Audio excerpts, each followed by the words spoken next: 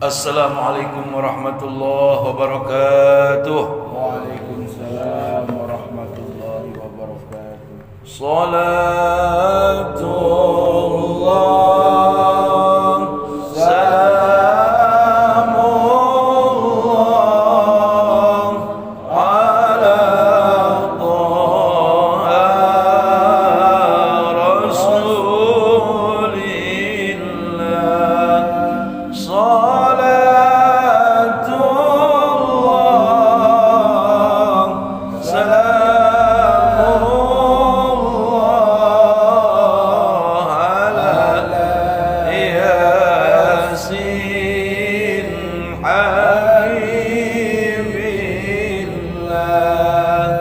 Taha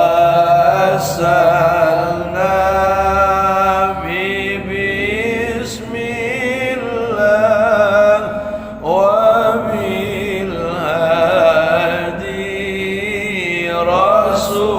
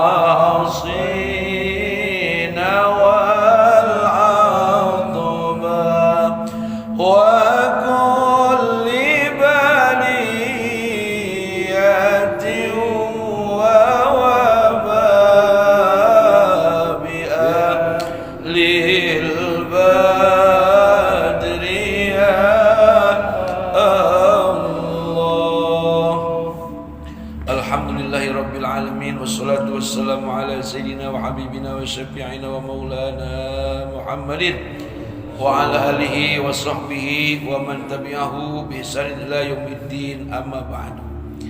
Yang sama-sama kita hormati dan kita muliakan Ketua DKM Masjid Al-Maghfirah Al-Mukarram Bapak Ustaz Haji Arif beserta imam besar dan para muazin dan bilal dan juga marbot dan seluruh para bapak-bapak haji, bapak-bapak, saudara-saudara, para asatiz, hadirin jamaah salat subuh Masjid Al-Maghfirah. Mudah-mudahan kita semua disehatkan, amin. Diberikan panjang umur, amin. Diberikan keberkahan, keselamatan, kemudahan daripada segala urusan, dan mudah-mudahan senantiasa dikuatkan iman Islam kita, dan mudah-mudahan kita sekeluarga menjadi orang-orang yang ahli ibadah, amin ya rabbal alamin. Bagaimana semuanya, bapak-bapak sekalian, pada sehat semua? Sehat? Sehat. Kantong sehat, kantong. Sehat. Alhamdulillah, kita pagi hari ini bersyukur bahwa kita masih diperkenankan oleh Allah untuk bersama-sama mengisi rumah Allah dengan sholat subuh berjamaah. Mudah-mudahan ini semua akan menambah rahmat Allah dan ampunan Allah buat kita semua. Terlebih lagi ini di bulan Muharram, bulan yang diagungkan Allah Subhanahu wa ta'ala, bahwa banyak kejadian-kejadian yang super dahsyat, yang maha hebat di bulan Muharram. Di antaranya adalah diterima tobatnya Nabiullah Adam dan Ibu Hawa pada bulan Muharram, tepatnya di tanggal 10 besok hari Senin. Insyaallah kita besok hari Senin, kalau pada sempat pada kuat kita pada puasa ya Pak ya. Puasa sunnah. Enggak puasa juga enggak apa-apa. Ya ini puasa dalam rangka bersyukur kepada Allah sekaligus ta'ziman wa takriman di Yaumul Asyura, karena bahwa para rasul, para nabi banyak mengalami kejadian-kejadian yang luar biasa, diselamatkan Allah di tanggal 10 itu. Kemudian diselamatkannya oleh Allah daripada kapal Nabi Nuh yang berlayar mengarungi air bah, banjir seluruh dunia, yang kemudian Allah selamatkan di Bukit Judi, daerah Ararat, Turki, menurut para ahli sejarah. Nah, dari mulai itulah kemudian peradaban manusia sampai akhir zaman, dari zaman Nabi Nuh alaihissalam. Dan kemudian Allah pula selamatkan Nabi Yunus daripada terkaman ikan besar. Ya, kalau sekarang ikan hiu, di Quran namanya ikan nun. 40 malam, 40 hari, 46 malam Nabi Yunus dalam kegelapan. Sehingga di Quran diabadikan wiridan istighfar daripada Nabi Yunus, sehingga Allah selamatkan, yaitu la ilaha illa anta subhanaka inni kuntu minaz. Kalau doa taubatnya Nabi Adam, Rabbana zolamna anfusana wa illam taghfir lana wa tarhamna lanakunanna minal khasirin. Hendaklah banyak diwirid daripada Rabbana zolamna anfusana di bulan Muharram. Kemudian juga banyak diwirid la ilaha illa anta subhanaka inni kuntu minal zalimin. Kemudian juga Allah selamatkan daripada Nabi Musa alaihissalam atas kejaran Fir'aun beserta bala tentaranya di tanggal 10 bulan Muharram, sehingga Allah selamatkan Nabi Musa dan Allah tenggelamkan Fir'aun di Laut Merah. Itu di Mesir. Kalau kata orang pergi haji, itu Laut Merah di Arab. Di Arab itu bagian daripada Laut Merah, tapi kejadiannya di Mesir. Tenggelam, dilelep-lelepin itu Raja Fir'aun bersama para tentaranya, dan Allah selamatkan Nabi Musa dengan mukjizat tongkat dipukulkan kepada laut terbelah menjadi jalan tol kalau sekarang. Itu terjadi pada tanggal 10 daripada bulan Muharram. Dan terlebih penting lagi buat kita bahwa di bulan Muharram adalah lebaran daripada anak-anak yatim. Alhamdulillah, Masjid Al-Maghfirah bukan hanya tanggal 10 tapi rutin memberikan santunan kepada yatim, dan itu membawa keberkahan tentunya buat para jamaah Masjid Al-Maghfirah. Amin ya rabbal. Selanjutnya kajian tafsir Yasin pada hari ini sampai pada bacaan wa man qara'aha fil laili yakunu ahluhu fi amanillahi ta'ala ila subhi. Dan barang siapa orang yang membaca Yasin di waktu malam, maka menjadikan ahlinya daripada orang yang membaca Yasin berikut keluarganya fi amanillahi ta'ala, diamankan oleh Allah ta'ala ila subhi, sampai datang waktu subuh. Yang disebut fil laili ini maksudnya waktu maghrib. Jadi kalau kita baca Yasin di waktu maghrib, baik secara berjamaah maupun sendiri di masjid ataupun di rumah, maka Allah Subhanahu wa taala akan menjaga keamanan, keselamatan bagi orang yang membacanya, begitu pula keluarganya, sekaligus rumahnya dan harta bendanya. Wa idza quri'at 'alal mayyiti, dan apabila dibacakan Yasin atas mayit, khuffifat anhu azabul qabri, maka diringankan dari si mayit akan siksa yang akan menimpa dirinya di alam kubur. In kana min ahlil azab, jika seandainya ini mayit waktu hidupnya mati banyak membawa beban dos atau mati belum tobat, ahli maksiat, mati belum sempat tobat kepada Allah, tentu membawa beban dosa. Dibacakan Yasin baginya, ya kan? Jadi ini mayit lagi blonjor nih, ya kan? Dibacain Yasin, kan kita kalau takziah gitu ya Pak ya, baca Yasin. Nah, ini saya pesan Bapak, kalau kita takziah atas jenazah atau mayit yang sedang membujur menghadap ngalor, kan mukanya ditutup Pak ya, ditutup sama kain. Itu kan mohon maaf Kak, Jangan sampai kita ngalamin. Itu muka orang yang sudah menjadi mayit macam-macam ya. Ya Pak ya. Ada yang senyum ya. Pernah lihat? Pernah nyingkap nggak Pak? Singkap Pak, singkap itu singkap. Sambil membaca Allahumma sholli ala sayyidina Muhammad wa ala sayyidina Muhammad, baca doa untuknya, Allahumma ighfir lahu warhamhu. Kalau perempuan laki-laki, Allahumma ighfir lahu warhamhu wa'afihi wa'fu. Kalau perempuan, Allahumma ighfir laha warhamha wa'afihi wa'fu. Atau kalau perempuan yang bukan murid kita nggak usah dibuka, sebab bukan murid kita, cukup kita lihat saja. Nah itu mayit rupa-rupa bentuk wujudnya pada saat dia mati, atau orang yang sudah menjadi mayit bentuk mukanya rupa-rupa. Ada yang hitam, ada yang senyum, ada yang maaf, ada yang mulutnya mengok ya, ada yang lidahnya keluar, nauzubillah. Nah seketika kita melihat mayit dengan wujud yang tidak enak, hendaklah kita tutupi, jangan kita ngomong sama teman ya. Sebab kalau kita menutupi aib si mayit, nanti pun kita kalau mati akan ditutupi aib kita oleh Allah Subhanahu wa ta'ala. Jangan diceritain tentang buruknya, tentang keburukan rupanya pada saat dia mati. Kalau dia tersenyum pada saat kita lihat jenazahnya, boleh kita cerita. Umpamanya si fulan yang setiap sholat subuh rajin banget, pas matinya cakep banget, mukanya tersenyum. Pengen Pak? Muka mati tersenyum? Pengen? Itu biasanya mati habis dapat gusuran. Enggak juga.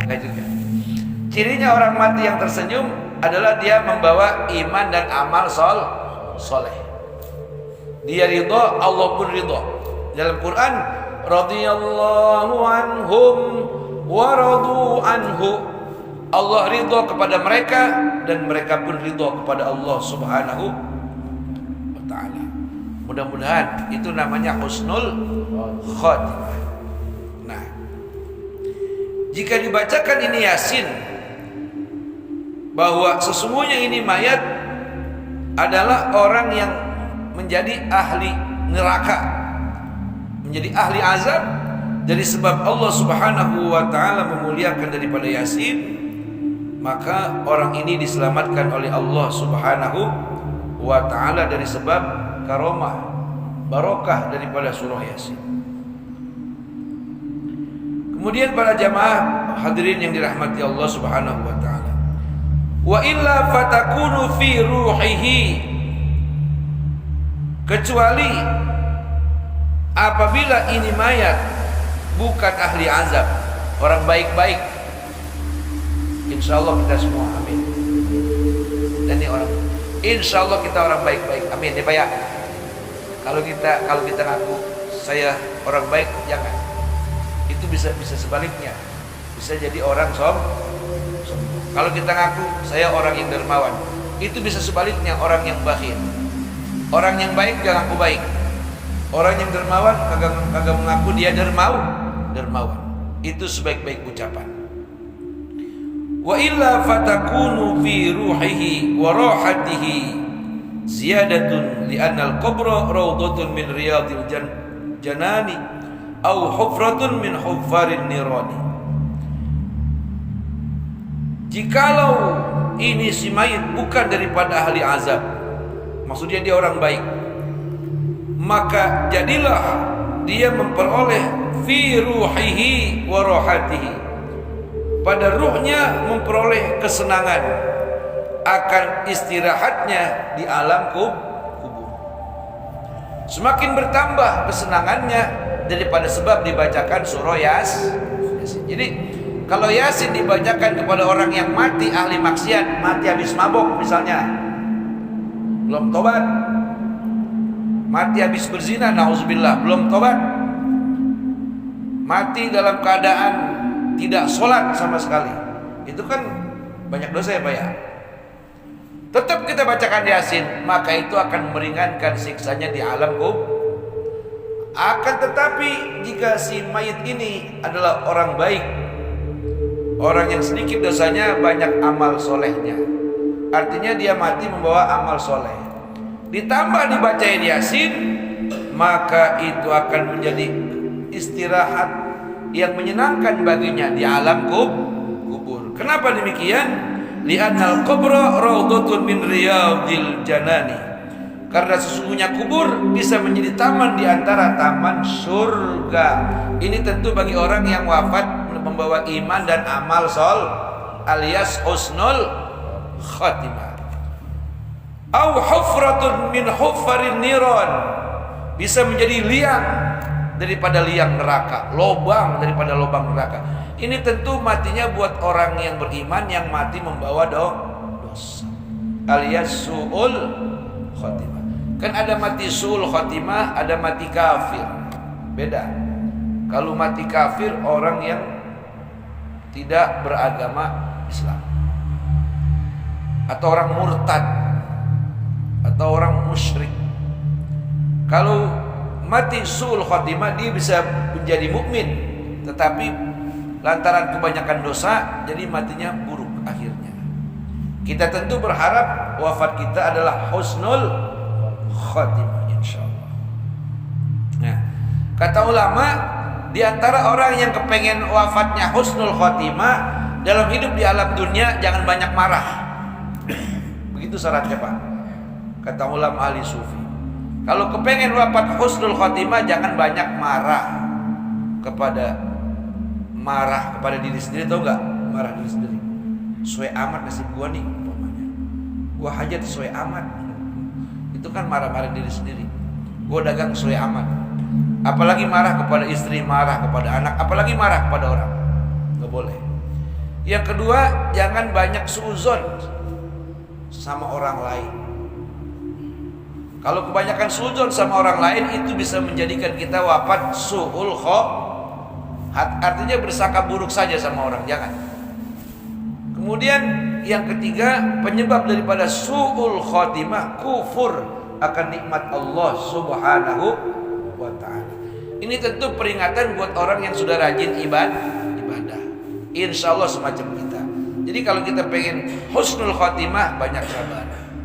Kemudian banyak baik sangka kepada orang, ya kan? Kemudian banyak bersyukur akan nikmat Allah, sedikit apalagi banyak, gitu. Dalam keadaan sakit ataupun dalam keadaan sehat, dalam keadaan sehat ataupun dalam keadaan sakit, senantiasa bersyukur kepada Allah Subhanahu wa ta'ala. Nah, selanjutnya para jamaah, bapak-bapak dan saudara-saudara, wa fi lafzi Yasin, dan di dalam lafaz kalimat Yasin, khamsatu aqwalin, bermula ada 5 qaul pendapat. Qala ba'dul mufassirin Yasin ya insan. Sebagian pendapat daripada ahli tafsir mengenai kalimat Yasin artinya adalah ianya ya, sinnya adalah ya insan, maknanya hai manusia. Tuh, daripada kalimat ya Yasin. Ya-nya adalah ya, sinnya adalah insan, wahai manusia. Wa adatul Arabi, dan bermula kebiasaannya orang-orang Arab, annahum ya'khuzuna min kulli kalimatin. Sesungguhnya orang-orang Arab itu mengambil mereka daripada kalimat, tiap-tiap kalimat harfan akan satu huruf. Summa yatalaffazuna bihi wa ya'khuzuna min ya'in. Kemudian orang Arab melafazkan dengan huruf dan mereka mengambil min ya daripada an-nida, yaitu panggilan. Hai kalau kita, mereka ya. Makanya orang Arab kalau memanggil orang, memanggil temannya, misalnya namanya Muhammad.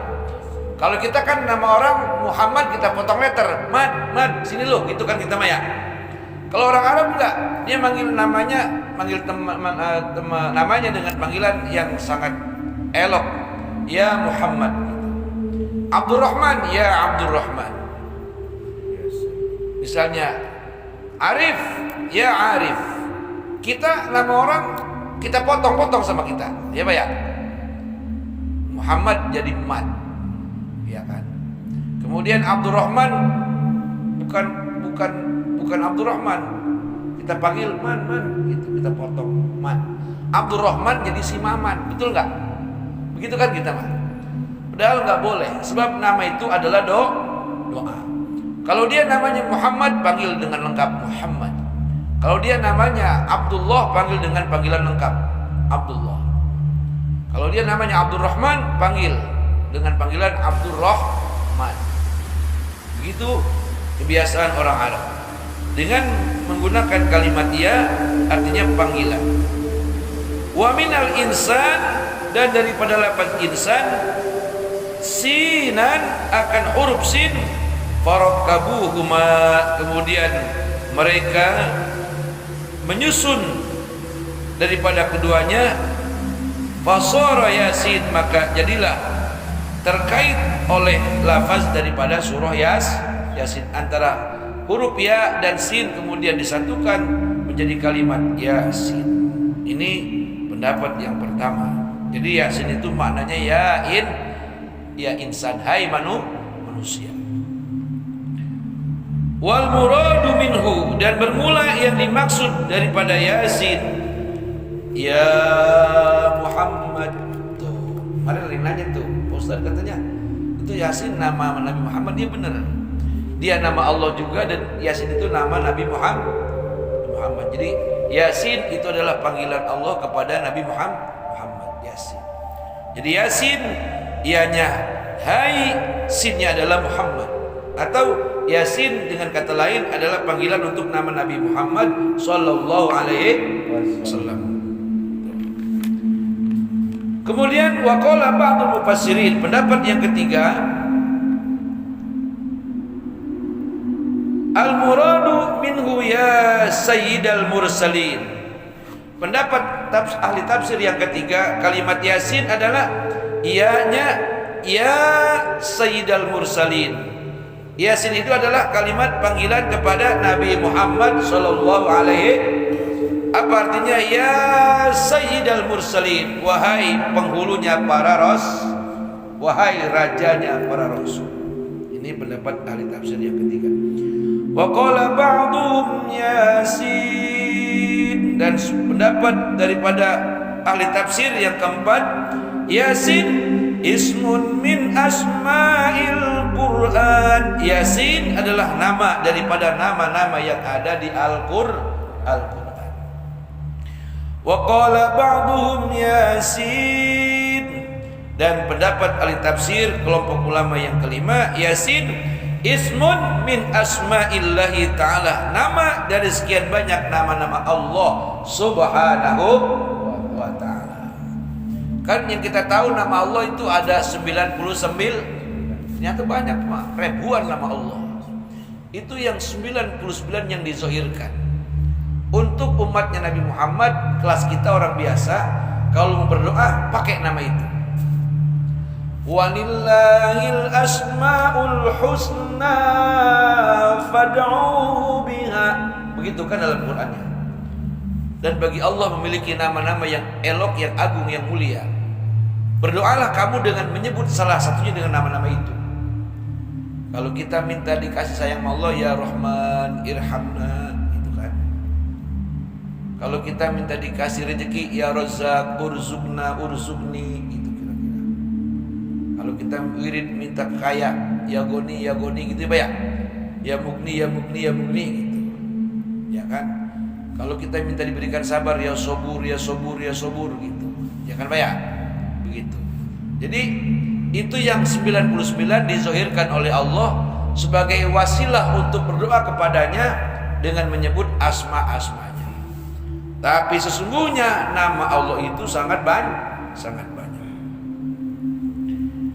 Wa qala ba'duhum, dan pendapat daripada ahli tafsir yang lain, Yasin ismus surati adalah nama surah. Wa dzukira fi tafsiril istirabadi, dan dikatakan di dalam kitab tafsir al-istirabadi, anna lillahi ta'ala arba'ata alafi ismin alfun minha. Sesungguhnya Allah di dalam tafsir al-istirabadi, sesungguhnya Allah subhanahu wa ta'ala memiliki 4.000 nama. Memiliki 4.000. Jadi kita tahunya cuma 99 ya. Padahal Allah itu memiliki 4.000 nama. Kemudian ini yang 4.000 dibagi 4. Minha, sebagian daripada la ya'rifuhu ghairullahi ta'ala, sebagian dari 4.000 tidak ada yang tahu kecuali Allah Subhanahu wa ta'ala. Kemudian wa alfun minha la ya'rifuhu ghairul malaikah, dan yang 1.000 lagi tidak ada yang tahu kecuali para malaikat. Jadi yang 1.000 yang tahu cuma Allah sendiri. Jadi 4.000 dibagi 4, ya. Jadi yang 1.000 nama Allah, yang tahu namanya Allah sendiri, yang tahu nama-namanya.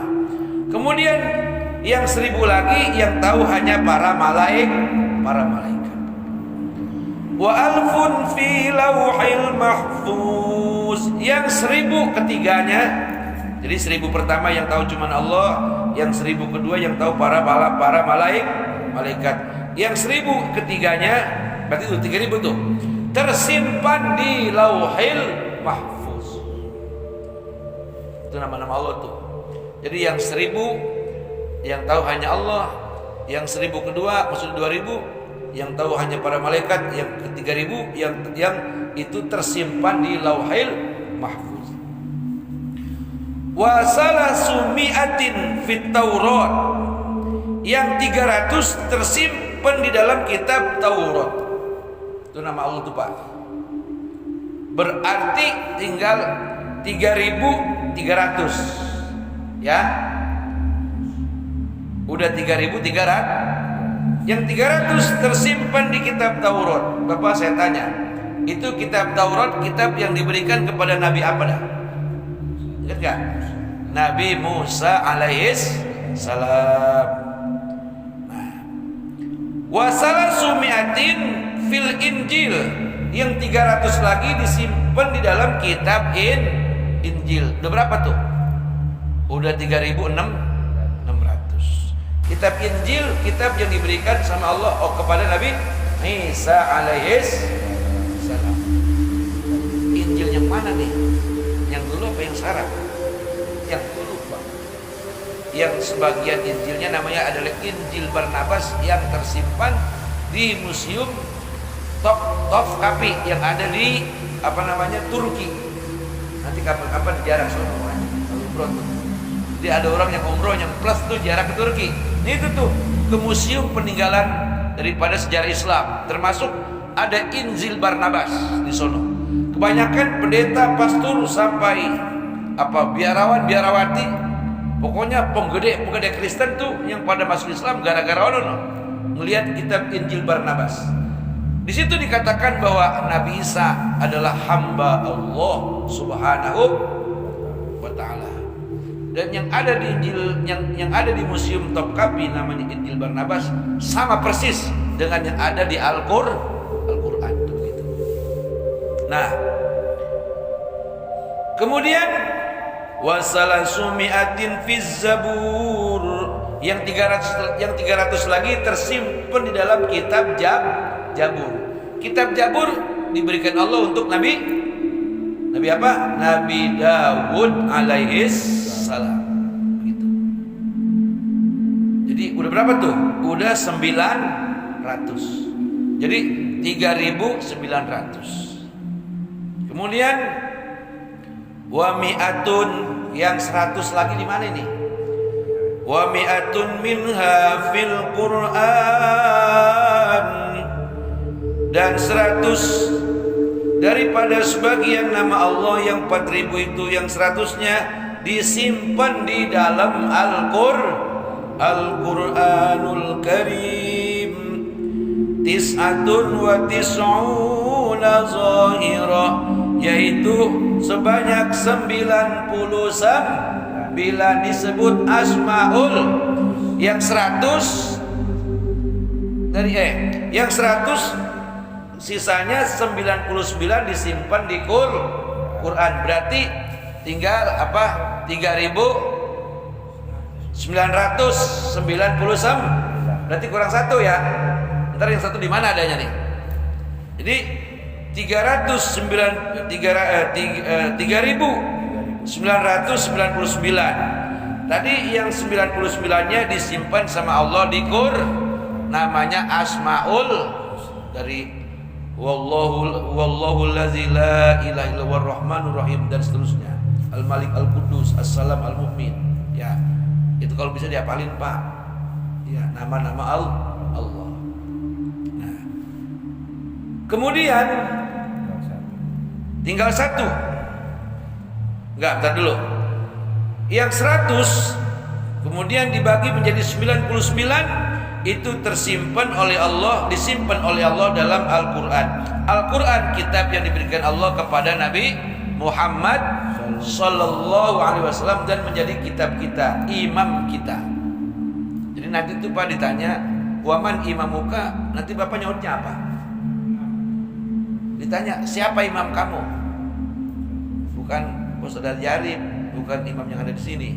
Tapi ketika kita jawab Al-Qur'anu imami. Ketika ditanya Allah, ketika ditanya malaikat Munkar Nakir, "Siapa imam kamu?" Kita jawabnya, "Imam saya Al-Qur'an." Tentu supaya kita bisa jawab itu di dunia senang baca Quran. Nggak bisa baca Quran semuanya. Kita senang baca Al-Fatihah. Kita senang baca Qul Hu. Apalagi ini di bulan Muharram, Muharram. Ini wirid yang disuruh perbanyak baca Qul Huwallahu Ahad sampai 1000 kali. Caranya Johor, Asar, Maghrib, Isya, Subuh, Duha, Tahajud tuh dijumlah aja tuh dibagi-bagi. Umpamanya Johor, Asar, Maghrib, Isya, Subuh misalnya 100 dah taruh, kan masa kerja, kecuali yang kerja di rumah itu Johor, Asar, Maghrib, Subuh 200 ya tiap waktu. Kalau yang sibuk 100, ntar dihajarnya di waktu duha. Mungkin duha nggak bisa banyak, malam itu kita wirid malam sisanya. Mungkin 300 atau 400 kulhu. Kenapa kulhu? Karena kulhu bagian daripada surah-surah yang dicintai Allah Subhanahu, dan bagian daripada surah yang menjadi wasilah akan permohonan selain Al-Fatih. Itu di kalimat Allahus Samad. Di situ adalah di mana Allah menantang kepada kita. Ketika kita mengucapkan Allahus Samad, Allah tempat kita meminta, Allah balik tanya, "Kamu mau minta apa?" Begitu. Kamu pengen apa? Makanya dijadikan itu kulhu sebagai wiridan oleh para ulama-ulama ahli zikir, sebagai wiridan khusus untuk mendatangkan kemudahan rezeki. Sebab di situ di kalimat Allahus Samad, ketika kita meminta bahwa Allah, Engkau adalah Tuhan, tempat kami bergantung, sumber rezeki kami. Kemudian Allah berkata, "Wahai hambaku, kau ingin apa dariku?" Gitu. Paham Pak? Jadi perbanyak wirid membaca Qul Huwallahu Ahad. Di samping itu Qul Hu 3 kali membacanya sama juga mengkhatamkan Quran 1 kali. Begitu ceritanya.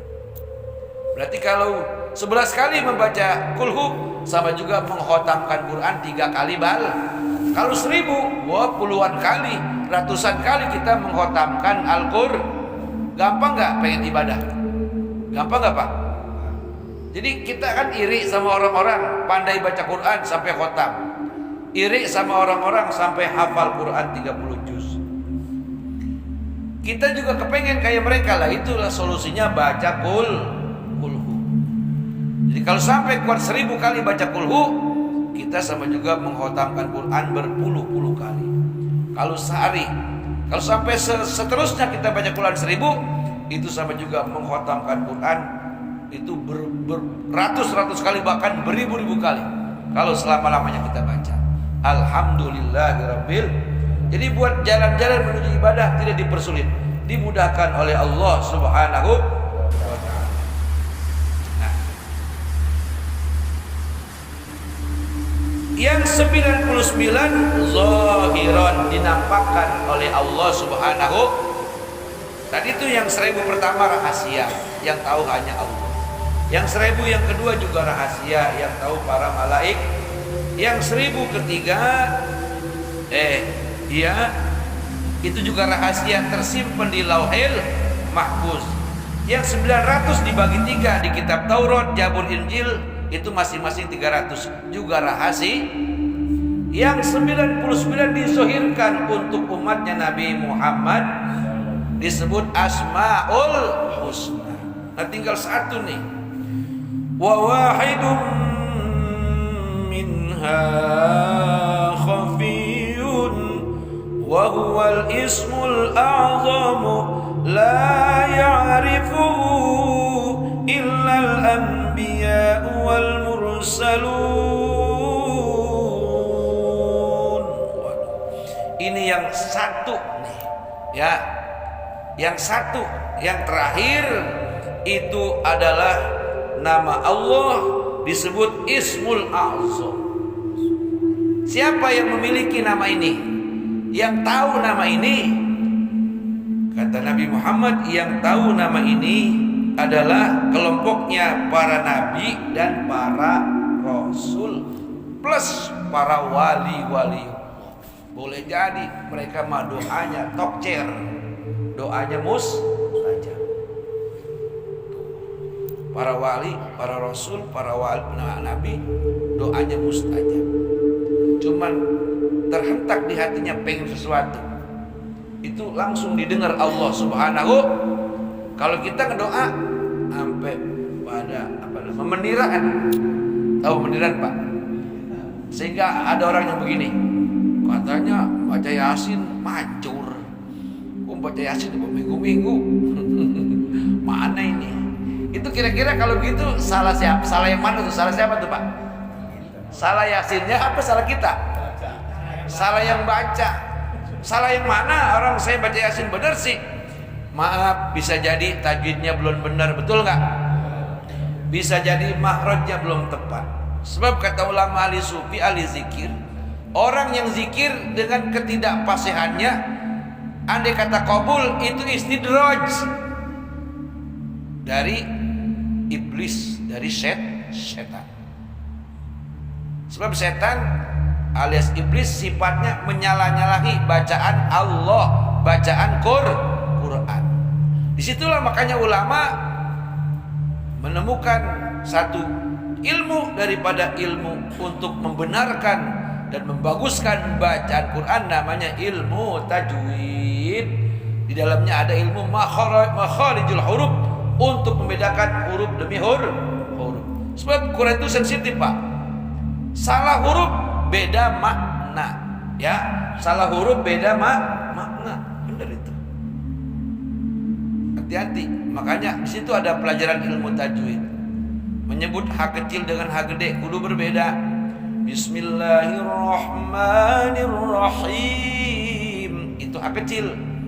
Alhamdulillahi rabbil alamin. Enggak boleh H kecil dibaca suara H gede. Bismillahirrahmanirrahim. Itu maknanya bukan maha pengasih, maha penyayang, tapi maha melaknat dan maha memusuhi. Alhamdulillah, salah nggak Pak? Apalagi alhamdulillah, sama itu. Jadi yang betul adalah alhamdulillah, memuji kepada Allah Subhanahu. Disinilah makanya alhamdulillah nih udah ada bacaan tahsinul Quran. Bagaimana Pak Ustadz? Saya nih udah ngaji nih, tapi kata teman-teman belum juga fase, tetap nggak dapat pahala dosa, hanya dapat pahala satu. Daripada udah banyak salah, kagak mau belajar, kagak mau ngaji, dibilangin jengkelan dia. Tuhan gua melumah pakai bilangin gua, umpamanya. Soal ilmu mah kagak tua kagak muda. Walaupun yang tua salah, yang bilangin yang muda pinteran, lah kudu nerima. Betul kagak Pak? Betul kagak? Tapi juga yang muda bilanginnya kalau sama yang tua yang sopan, bilanginnya jangan banyak orang. Kong atau Pak, tadi itu baca Fatihah salah. Itu kan mengecewakan orang, betul nggak? Bikin malu orang. Kalau bilangin orang, ajak makan duduk sambil kongko. Kita udah ajak makan, tadi maaf tuh ya, tadi ente baca itu ada yang salah. Dia kagak jengkel, soalnya udah kita ajak makan. Begitu cara kasih tahu. Jangan pada orang banyak, orang dikejar malu. Itu dosa nggak Pak? Walaupun tujuannya baik, dosa. Akhirnya tuh orang kapok jadi imam, kagak jadi imam lagi. Gara-gara kurang paham, kurang cakep, kurang bagus cara memberikan nasihatnya. Gitu. Makanya alhamdulillah nih ada pelajaran tahsinul Quran, ya kan? Walaupun udah belajar tapi bagus, enggak menjadi hukum dosa. Sebab ngaji itu yang wajib itu datangnya, yang wajib itu dengerinnya, kepahamannya, pendapatannya itu adalah sunnah. Yang wajib datang, yang wajib dengerin. Syukur-syukur bisa make, insya Allah gitu. Jadi ini kalau kita udah ngaji, umpamanya nih maaf ya, bacaan sembahyang kita dari mulai Fatihah dan sebagainya, menurut orang yang pintar masih banyak yang salah. Itu tetap dikasih pahala oleh Allah Subhanahu. Pahala dari mana? Dari sebab kita tolabul ilmi. Yang parah itu tadi, udah bacaan banyak yang salah, ngaji kagak mau, dibilangin jengkel, masjid dimarahin, itu bahaya. Itu ibadahnya menjadi sia-sia. Itu namanya pemarah. Nggak boleh. Kalau kita ada yang bilangin, tandanya orang itu sayang sama kita, baik sama kita.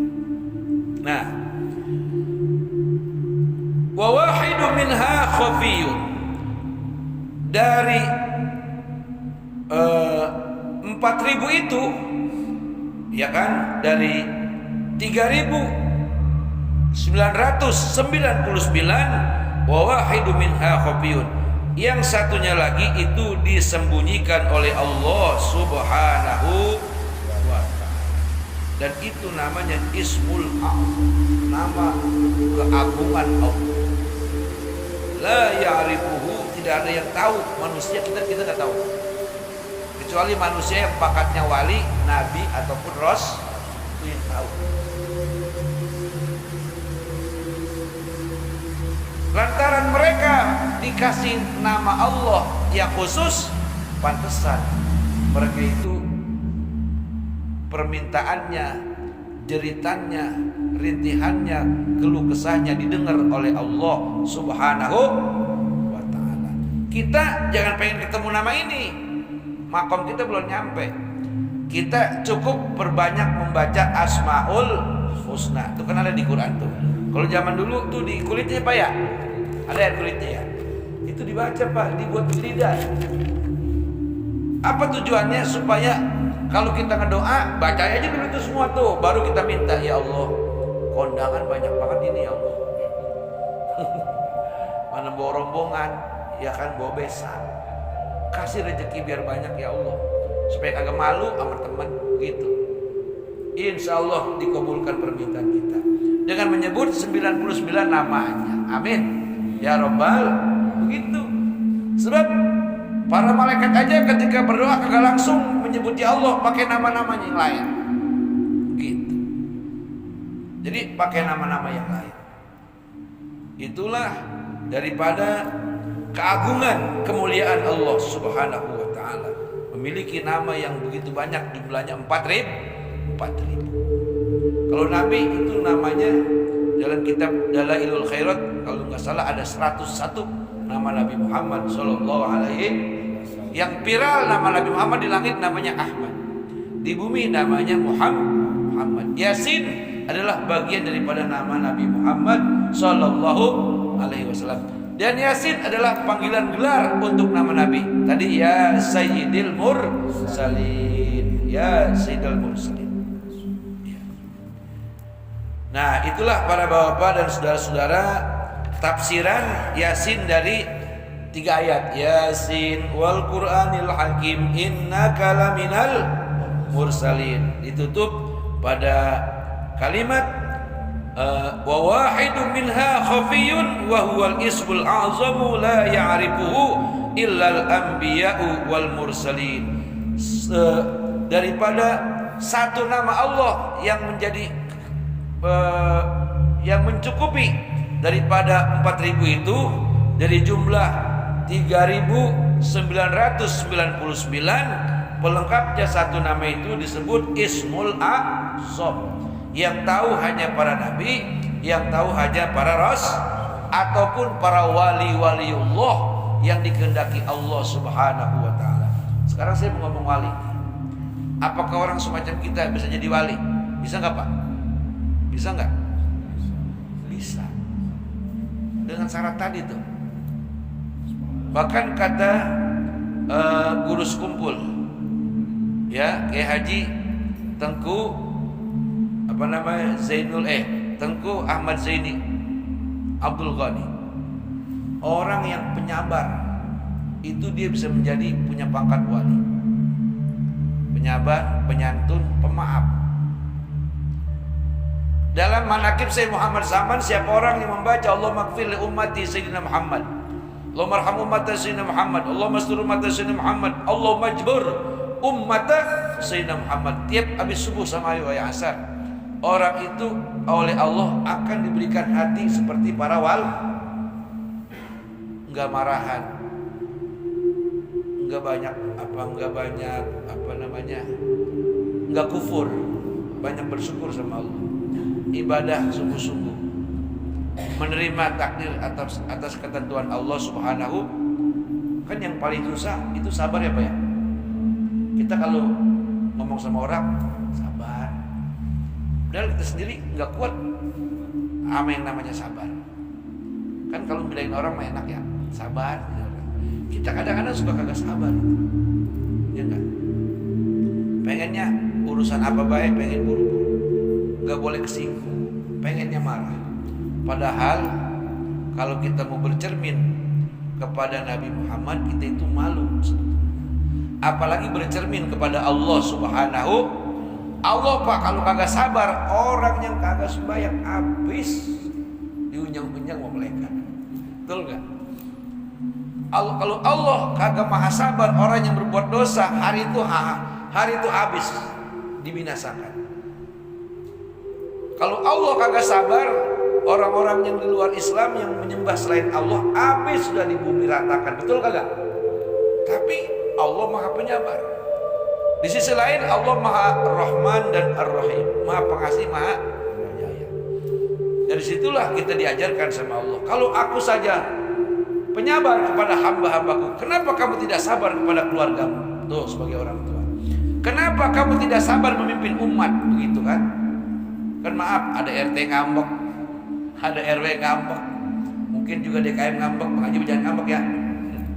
Ada Ustadz ngambek, ya gara-gara apa? Kagak sabar.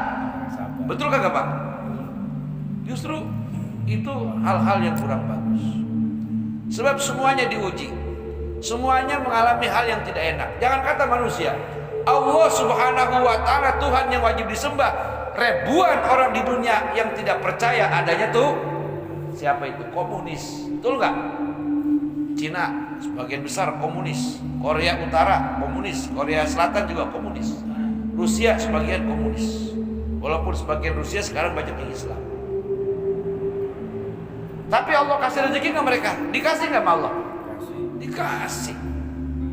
Jadi kalau kita bercermin kepada Allah, Allah saja Tuhan, banyak yang kagak percaya sama Dia. Masih dikasih, masih sama. Apalagi kita. Makanya orang kalau kagak mau sabar, gak asik tua, penyakit banyak, gak asik mati.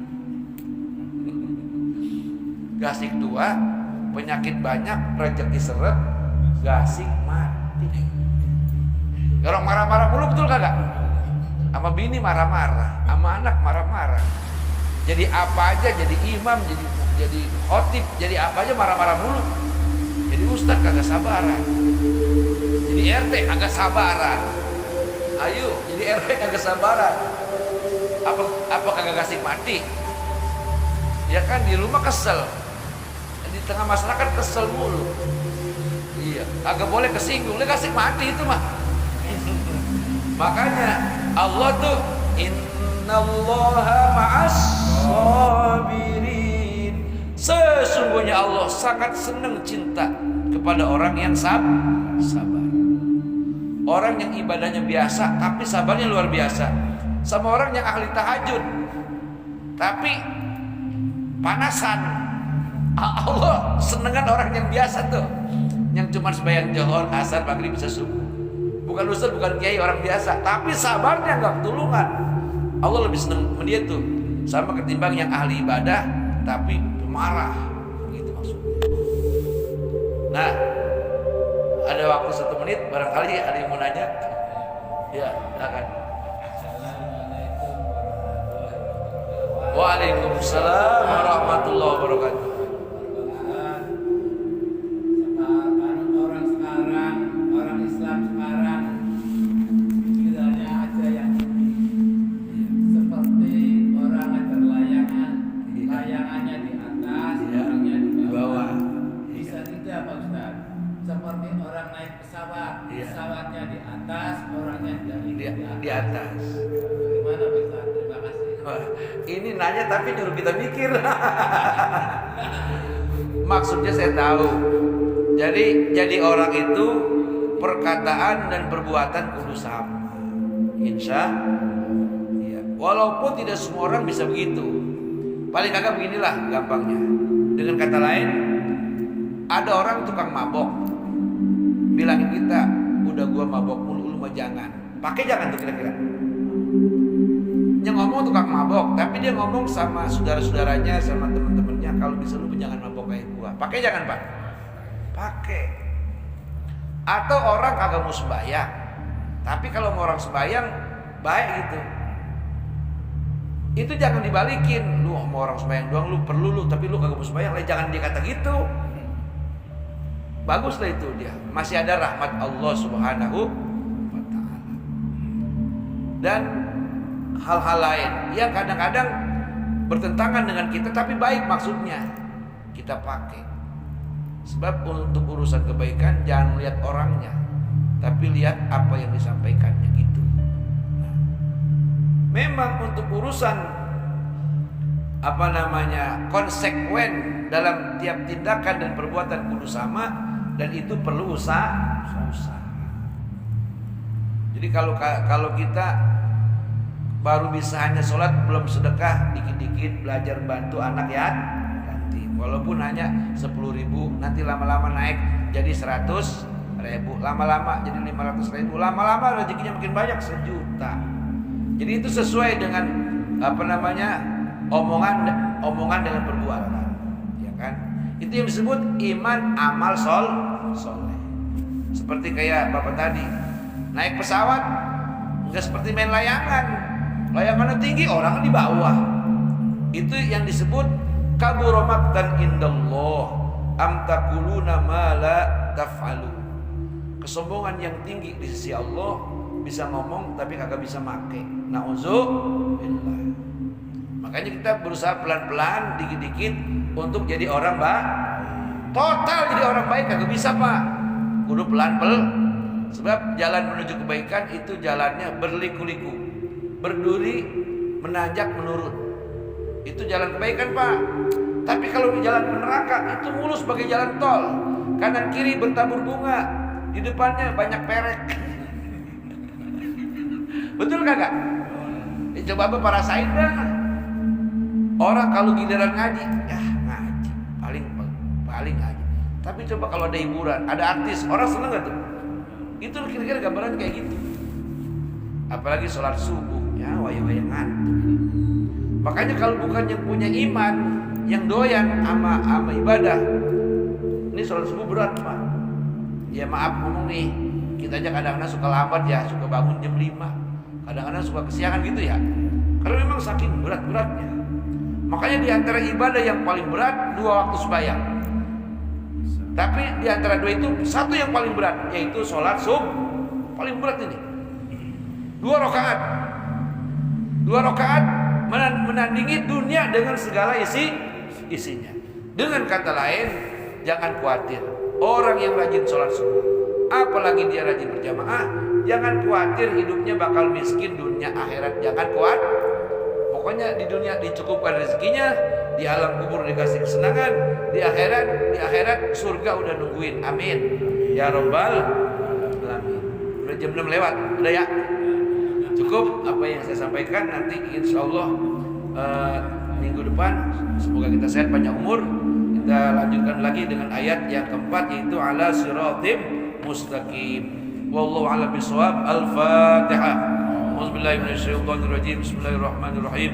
Alhamdulillahirabbil alamin arrahmanir rahim maliki yaumiddin. Iyyaka na'budu wa iyyaka nasta'in ihdinas siratal mustaqim siratal ladzina an'amta 'alaihim ghairil maghdubi 'alaihim waladdallin. Amin. Sekian, terima kasih, mohon maaf. Wallahul muwaffiq ila aqwamit thoriq. Wassalamualaikum warahmatullahi wabarakatuh. Waalaikumsalam.